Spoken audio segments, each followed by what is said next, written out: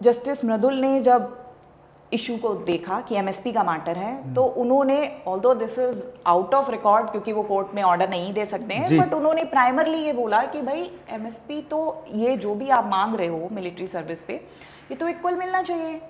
मैं कोर्ट से ये तो नहीं कह रही हूँ कि आप हमें इक्वल पे दे दो ऑफिसर्स की। जब गोली चलती है वहाँ पे, तो गोली क्या जवान और ऑफिसर में डिस्क्रिमिनेट करती है? गोली तो भाई लगेगी, तो उस टाइम जवान आगे होगा तो उसको भी लगेगी, ऑफिसर होगा उसको भी लगेगी, कोई भी हो आगे। तो आप एमएसपी में डिस्क्रिमिनेशन क्यों कर रहे हैं?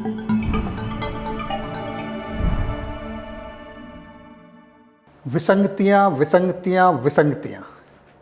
दोस्तों, सेना के अंदर अनेकों अनेक विसंगतियां भरी पड़ी हैं।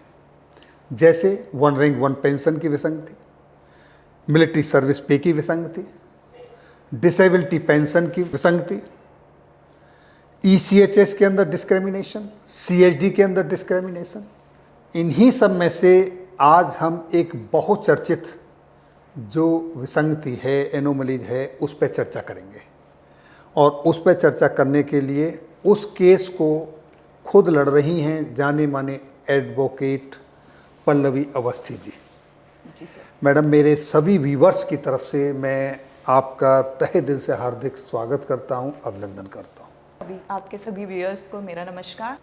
एक एमएसपी का मसला है जी। आप वो केस लड़ रही हैं, और एमएसपी का जब भी जिक्र आता है तो मैं समझता हूं कि मेरे व्यूवर्स ये उम्मीद करते हैं कि आज कोर्ट में पल्लवी अवस्थी जी ने क्या कहा, क्या निकल के आया, बार बार आता है। और आपके साथ बहुत सारे जूनियर और सीनियर एडवोकेट उसमें जी लगे हुए हैं। मैं आपके माध्यम से अपने व्यूवर्स को ये बताना चाहता हूँ कि ये एमएसपी का मसला कहाँ से आया, क्यों आया, क्या इसकी वजह है। आज आप इसकी तह तक जाके मेरे व्यूवर्स को बताइए, क्या उम्मीद है उनको, या फिर जैसे एक के बाद एक मिलती रहती है, तारीख पे तारीख, या वही मिलती रहेंगी, या फिर कुछ उम्मीद भी की जा सकती है? जी, जैसा कि एमएसपी मिलिट्री सर्विस पे की जो मेरी जर्नी, या मैं जो जुड़ी हूँ एमएसपी से 2016 से हमने ये केस शुरू किया था दिल्ली उच्च न्यायालय में। 2016 में सर हमने पहला केस फाइल किया। उस टाइम पे जस्टिस हिमा कोहली मैडम की बेंच थी, तो उन्होंने बोला कि हम आपका रिप्रेजेंटेशन जो है वो कंसिडर करने के लिए डिपार्टमेंट को डायरेक्शंस देंगे जी। और वो आपका रिप्रेजेंटेशन कंसिडर करेंगे। उनको लगा कि एमएसपी हमें यूनिफॉर्म रेट पे मिलनी चाहिए जी। जैसा कि बहुत ज़्यादा डिटेल में आपने ऑलरेडी एमएसपी को कवर कर रखा है अपने चैनल में, बट फिर भी एक बार मैं दोबारा से बताना चाहूँगी कि एमएसपी हमने इसलिए फाइल किया है कोर्ट में। एमएसपी का मतलब है मिलिट्री सर्विस पे, जो कि दिया जाता है सिर्फ हार्डशिप्स के लिए, मिलिट्री हार्डशिप्स के लिए। 6 सीपीसी और 7 सीपीसी ने, 6 सीपीसी ने कुछ स्लैब्स जो दिए थे, जो अमाउंट दिया था उसको 7 सीपीसी ने इन्हांस कर दिया, कुछ बढ़ा दिया। लेकिन जवान, एमएनएस और ऑफिसर्स, तीन के लिए अलग अलग जो स्लैब बने हुए हैं, जिसमें कि अभी 7 सीपीसी में एज ऑन डेट जवानों के लिए 5200 है, एमएनएस के लिए 10,800 है और ऑफिसर्स के लिए 15,500 है। वो हमने केस जो फाइल किया था 2016 में पहली बार, वो इसलिए किया था कि मिलिट्री सर्विस पे जो कि हार्डशिप्स के लिए है, तो वो हार्डशिप्स तो मिलिट्री में सबके लिए सेम है, चाहे वो ऑफिसर हो या वो जवान हो। जो आपने अपनी 6 सीपीसी 7 सीपीसी में मेंशन किया है, उसमें आपने किया है कि ये हार्डशिप्स के लिए है जी। तो वो हार्डशिप्स तो सबके लिए इक्वल है। हमने 2016 में पहली बार केस डाला, कोर्ट ने बोला कि आपका रिप्रेजेंटेशन कंसीडर किया जाएगा, एमओडी को डायरेक्शंस दिए जी। पहली पिटीशन हमारी डिस्पोज ऑफ हो गई विद डायरेक्शन जी। बहुत दिनों तक हमने वेट किया, जो भी कंसिडरेबल टाइम दिया था, अभी तो मुझे याद नहीं है उस जजमेंट में एग्जैक्टली कितना टाइम दिया था, आई थिंक 3 या 4 महीने का टाइम दिया था कोर्ट ने। वेट करने के बाद भी जब कोई भी रेस्पॉन्स नहीं मिला हमें एमओडी की तरफ से, सरकार की तरफ से, तो हमने कंटेम्प्ट पिटीशन लगाई जी। जो कि कंटेम्प्ट सिर्फ इसलिए लगाते हैं कि जो कोर्ट ने ऑर्डर दिया था उसका कंप्लायंस नहीं किया है और हमारे रिप्रेजेंटेशन का जवाब अभी तक नहीं दिया है सरकार ने। कंटेम्प्ट पिटीशन हमारी उस टाइम पे जस्टिस सिद्धार्थ मृदुल जी थे, उनके सामने लगी थी। जब उन्होंने कंटेम्प्ट पिटीशन उनके सामने लिस्ट हुई तो उन्होंने, क्योंकि कंटेम्प्ट कोर्ट की बहुत लिमिटेड पावर और बहुत लिमिटेड ज्यूरिसडिक्शन होता है, वो मैटर के फैक्ट्स में नहीं जाएंगे जी। वो खाली ये देखेगा, जो भी कंटेम्प्ट जज होगा वो सिर्फ ये देखेगा कि भाई मैटर क्या है, केस क्या था, क्या ऑर्डर हुआ और क्यों नहीं दूसरी पार्टी ने उसका जवाब दिया है। जी। जस्टिस मृदुल ने जब इशू को देखा कि एमएसपी का मैटर है, तो उन्होंने, although this is out of record क्योंकि वो कोर्ट में ऑर्डर नहीं दे सकते हैं, बट उन्होंने प्राइमरली ये बोला कि भाई एमएसपी तो ये जो भी आप मांग रहे हो मिलिट्री सर्विस पे, ये तो इक्वल मिलना चाहिए। तो जो हमारे दूसरे तरफ के वकील थे उन्होंने बोला कि हमने ऑलरेडी डिसाइड कर लिया है इशू, रिप्रेजेंटेशन का हम जवाब दे रहे हैं, बहुत जल्दी इनको कॉपी मिल जाएगी उसकी। तो कोर्ट का ये कहना था, although this is just out of record, I would repeat जी, कि जब गोली चलती है वहाँ पे, तो गोली क्या जवान और ऑफिसर में डिस्क्रिमिनेट करती है? गोली तो भाई लगेगी, तो उस टाइम जवान आगे होगा तो उसको भी लगेगी, ऑफिसर होगा उसको भी लगेगी, कोई भी हो आगे। तो आप एमएसपी में डिस्क्रिमिनेशन क्यों कर रहे हो? क्योंकि इसका नाम है कि ये हार्डशिप्स के लिए है। Any how, contempt petition over हुई, सरकार ने हमें निगेटिव में रेस्पॉन्स दिया था, जो हमारे रिप्रेजेंटेशन थे, जो पहली रिट पिटीशन के रेस्पॉन्स पे था। हमने दूसरा केस फाइल किया 2018 में जी, जो केस आज तक पेंडिंग है, और जो कि बहुत बार लोग इसीलिए परेशान है कि 2018 से लेकर आज तक इतनी तारीखें लग चुकी हैं, इतनी बार कोर्ट में केस की सुनवाई हुई है, कई बार कितनी बेंचें बदल चुकी हैं, कितनी बार बेंचेस बदली हैं। 2018 से 2024 में हम आ चुके हैं already, mid of 2024, but matter भी कंक्लूड नहीं हुआ। उसका जो बहुत कुछ है, एक तो मैं फिर से बोलूँगी कि हमारी जो न्यायपालिका है, जो न्याय प्रणाली है, उसमें बहुत सारा सिस्टम में बहुत सारी चीज़ें हैं, बेंचेस चेंज होती हैं। कितनी बार ऐसा हुआ एमएसपी के केस में, हमने फाइनल आर्ग्यूमेंट्स कर दिए, कोर्ट ने फाइनल सुन लिया, आधे आर्ग्यूमेंट्स हो गए हैं, बेंच चेंज हो गई, कभी टाइम ओवर हुआ, कभी 3 बजे का टाइम दिया है, बेंच 3 बजे उठ गई, कभी 3:30 का टाइम है, 3:30 बजे बेंच के पास टाइम नहीं। तो बहुत सारी बार ऐसा होता है कि मैटर अपनी रीच पे नहीं आया, सुनवाई नहीं हुई। 2-3 बार मैटर केस की सुनवाई भी हो गई, हमें लगा कि शायद इसका मामला सुरक्षित रखा जाएगा, बहुत जल्दी परिणाम मिलेगा, कोई जजमेंट आएगी, बट फिर से बेंच बदल गई और फिर से हम जमीन वहीं पर आ गए जहाँ से शुरू की थी जर्नी। मैं 2016 से इस केस से जुड़ी हुई हूँ, पूरी मेहनत कर रही हूँ, और बहुत बार लोगों का ये भी कमेंट आता है, बहुत सारे लोग बोलते हैं कि वकील तो चाहते हैं कि केस लंबा खिंचे, क्योंकि वकील को तो हर डेट की फीस मिलती है। मैं आपके चैनल के जरिए से बताना चाहूँगी कि एमएसपी का केस शुरू से, जो कि हम एडीसी के थ्रू कर रहे हैं, जो कि संस्था है जो जवानों के वेलफेयर के लिए काम कर रही है, एसपी सिंह जी हैं जो जिनके नाम से हमने केस फाइल किया है, वो एडीसी के से जुड़े हुए हैं।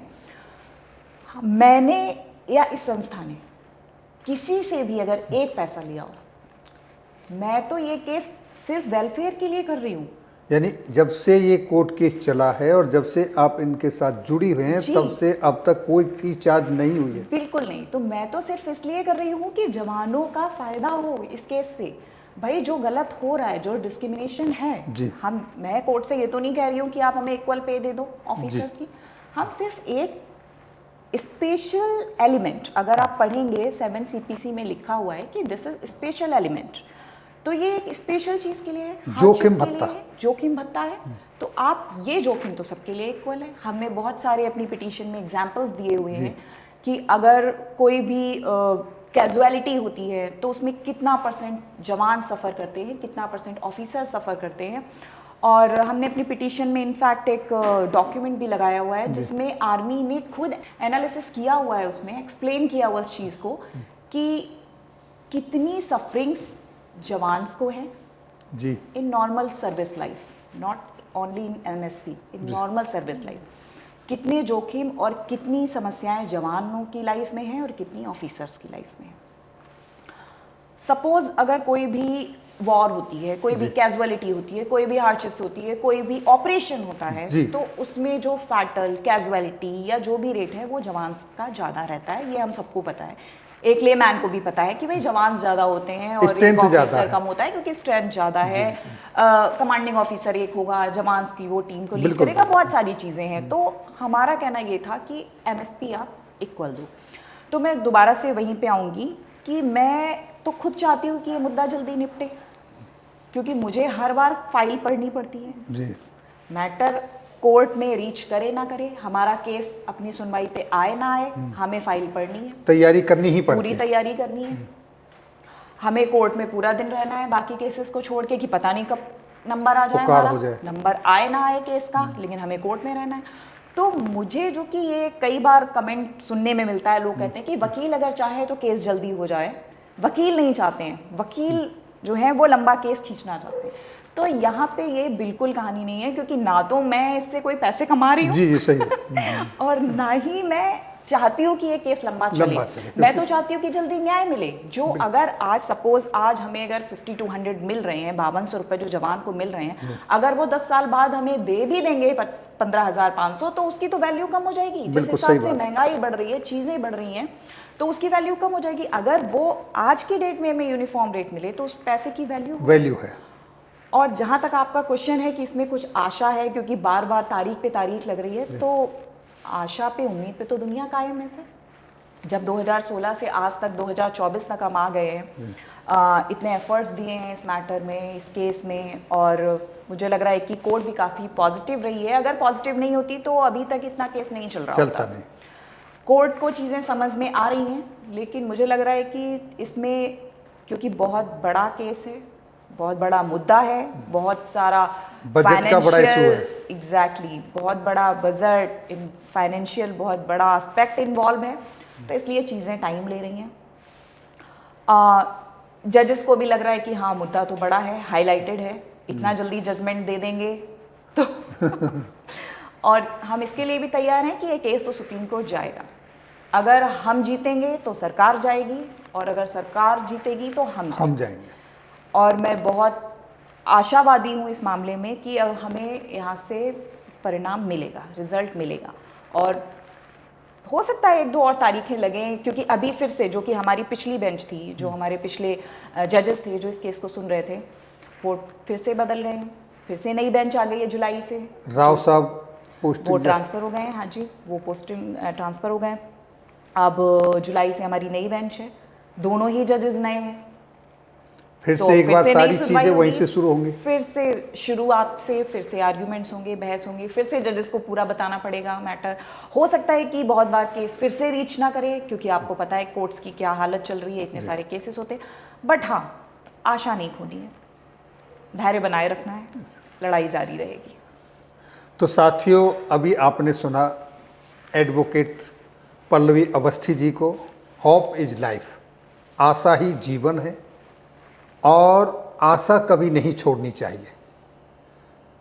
आशा है कि आज नहीं तो कल जजमेंट जरूर आएगा, और जो एविडेंस हैं, जिस तरीके से केस लड़ा जा रहा है, उम्मीद ही नहीं बल्कि मुझे पूर्ण विश्वास है आज नहीं तो कल ये उन जेसीओ और जवानों के हक में जाएगा जो इसके लिए संघर्ष कर रहे हैं। थैंक यू मैडम, आपने बहुत डिटेल से इसके बारे में जानकारी दी, और एक बात बड़ी अच्छी आपने बताई कि आप इस केस की 1 पैसा भी फीस नहीं ले रही हैं। तो दोस्तों, ये कमेंट्स लिखने से पहले ज़रूर सोचिएगा कि वकील इस केस को ख़त्म करना नहीं चाहते हैं, ऐसा नहीं है। आपका बहुत बहुत धन्यवाद। Thank you. Thank you.